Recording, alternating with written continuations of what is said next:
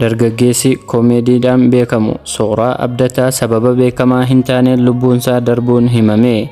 Hiriyaan isaa OMN dubbise Sooraan kaleessa waaree boodayyuu fayyaa guutuu akka ture hime.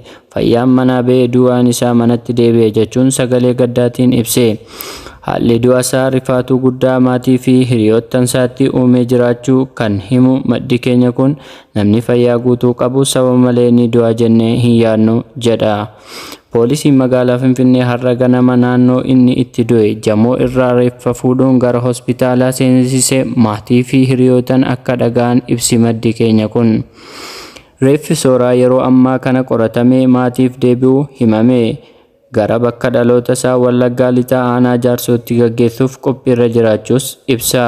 Haalli du'a isaa baruuf bu'aan qorannoo poolisii fi hospitaalaa eegaa jiraachuus maddi keenya kun ibsee jira.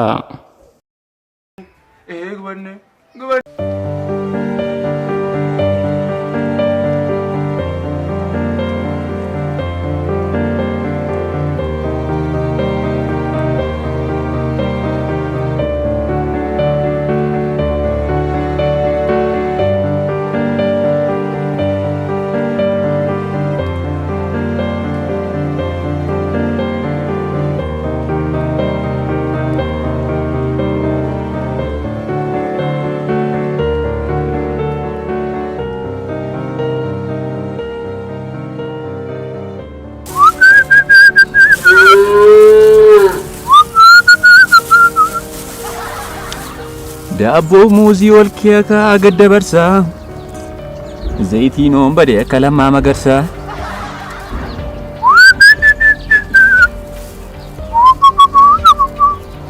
akkamitta wal keessa kayaa nyaadda daabboo muuzii yaa Waaqayyo biyya kanaa fuudhi Awustiraaliyaa na buusii.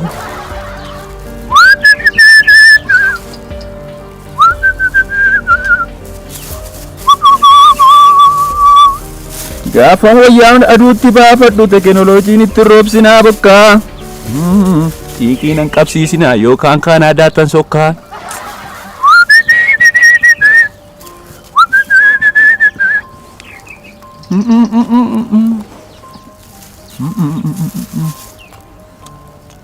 Intalo kottu al tokko hidhuuti kottu wal keessa kaa'ee nyaata dilee kottu.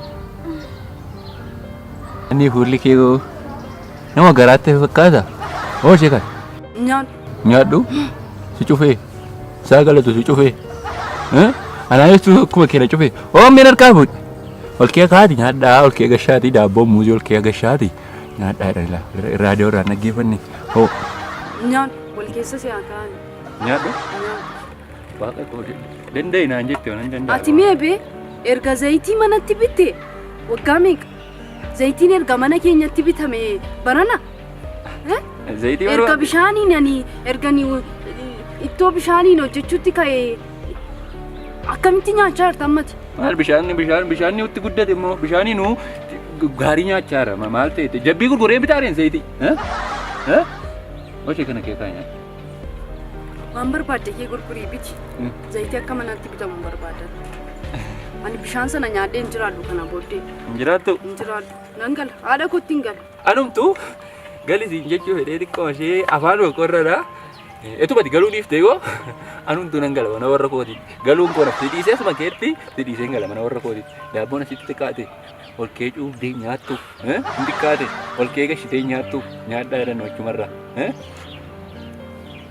oh noora fuula haaraadha kun maalu kanuma nukkatti qabuu dhufe yoo ol gashii ol gashii kaay ajeellaadha kunumtu oh waa tokko oh noora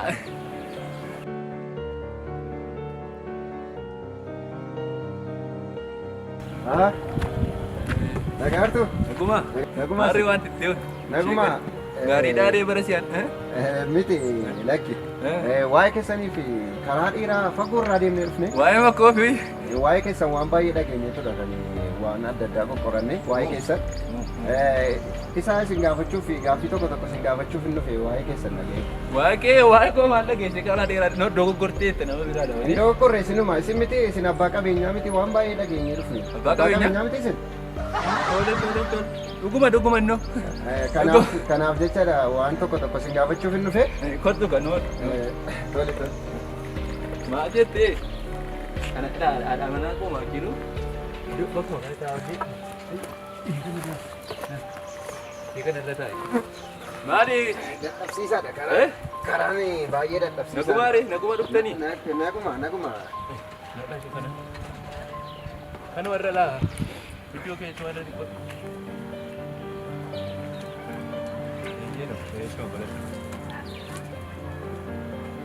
Oofu. Anuma abattee waan deemtee? Isinumaaf jecha. Nama magaalaa fakkaatu liijii irraa ilaalu.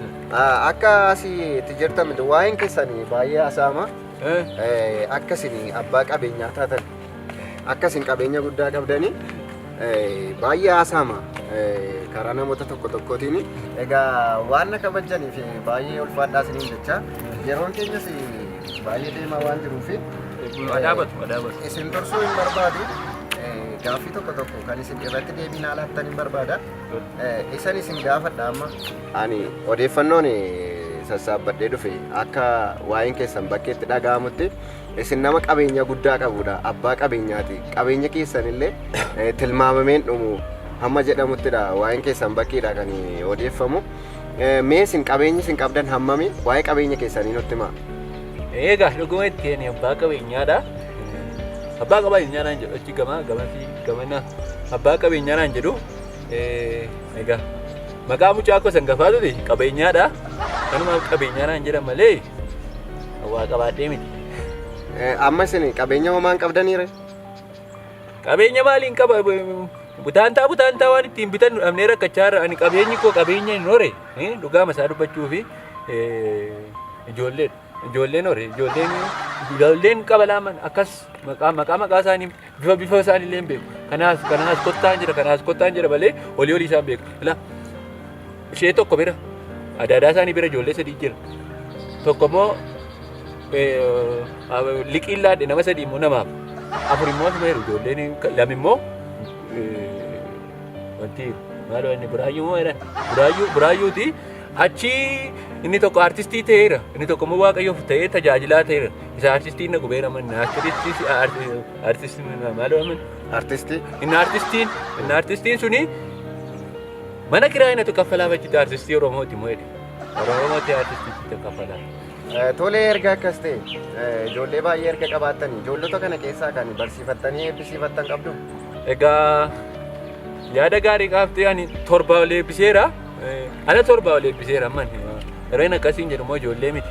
Dhagaa bu'uuraa mootummaa mana barumsaa dhaabuuf as nu dhaabuu fedhee nu dhaabanii dhagaa bu'uuraan ala torba eebbisiise malee ijoolleen eebbisiifadheen qabu. Akka jiranitti kan fooyyeeyyuu warra buraayyuu hidhan sanan kan fooyyee mana koo kiyaa beeru isaan malee hin jiru.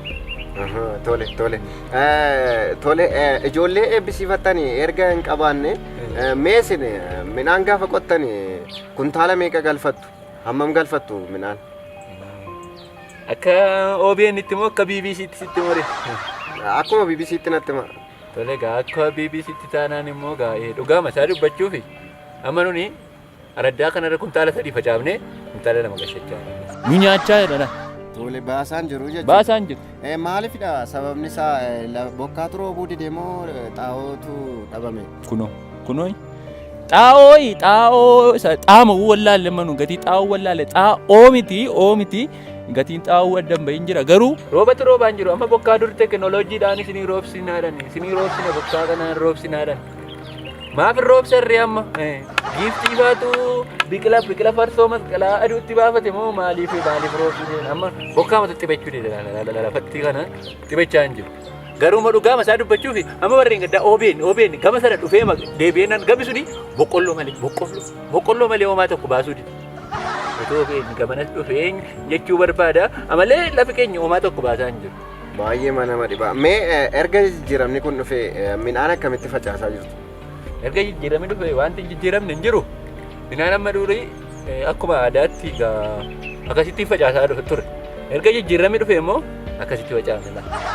Akkasitti gara teellaa kanatti facaasaa erga jijjiiramni dhufe. Kana dhufee miti jallisii illee jallisii amma durii akka aadaatti bishaan akkas jallisnee karaarraa qabnee jallisnee amma garuu erga jijjiiramni dhufe ammayyaa hin qabne jireenyi kunis sababii nu gubaaruuf guyyaa dhugaalee galgala firashii irratti jallisaa.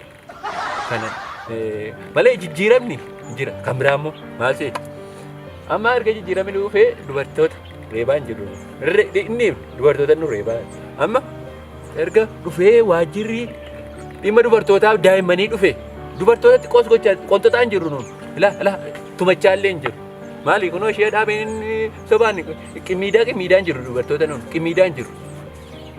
Uumama ishee dullaalaan akkasumatti hin dhoofne akka ishee lubbuu ishee hafuutti dhoofna malee qimmiidaa hin jiru. Amma immoo kan naaf gaaffii hin qabu. Akkamittiin dhimmi dubartootaa fi daa'immanii jiraate akkamittiin dhimmi dargaggootaaf jaarsolii dhibeedha naannoo kana keessatti. Kuni sinduwaa miti numatti iyyuu gaaffiidha. Kuni gaaffiin keessan ammaa kun gaaffii hunda keenyaati. Mee isin baadiyyaa kana keessatti karaa fayyaatiin gorsi isin argachaa jirtan maal fakkaata? Dhimma fayyaa irratti tajaajilaa fi gorsa isaan isinii kennaa jiran maal fakkaata mee akka naannoo kanaatti? Oofuu dabbaako oofuu. As deemne hin cabu. Achi deemne hin cabaadhu. Ol deemne hin cabaadhu. Maaloodha? Yoo tifliijii irraa ilaalle hin cabaadhu. Yoo moobaayilii irraa ijoolleen nuti agarsiise hin cabaadhu. Amma deen gadaadha manaa koo magaalaatti mataana bowwaafatee naan magaalaatti ergee qoricha naa bitte ergee naani hin cabaa abbaa manaa kee jalaa hin cabaatii faashaa kana gerrii fi kennii fedhanii faashaa itti na ergan. Mataa cabsaa hangaruu kan na ergan. Dooktoroonni keenya kun ani amma akka kootti gaaffii kan natti ta'e dhimma qaama saalaa irratti A+ fidanii mee isa kana irratti immoo F fidanii moo maaliif ol keessa nu jalaa fuudhuu hin jedhee mala anaa galaan jiru isa kana irratti aman kunoo du'aan jira garuu immoo darbee qulqullina irratti gaadheen gadda baddaama kana keessa haala akkasuma kanuma keessa qaneessa deemanii dhaqaatii muuxannoo warra magaalaa jirradhaan hin jedhan achi qulqullina kan olii ilaallatu magaalaadhaan kunoo obbo Sobbooqa kan jedhamu kan jalaa kana jira isa wajjin muuxannoo fudhachuu magaalaadhaan yeroo magaalaadhaan nu uummanni magaalaa jijjiiramee raabbu. Saaloniitti fincaanii bobba'u. Saalonii keessatti fincaan akkamittiin gama baadiyyaatti finna kanaa jedhanii itti yaadu. Dhufeen mana guddaa keessatti boolla achii gadi boolla meetirii 6 gadi qonnee saalonii keessatti bobba'uutti kaa'e guyyaa 2 burree galu. Ajaansaaf tisiisi manaan wariitee hoshiinaatti galle nuun. Ajaasaan nu bitte.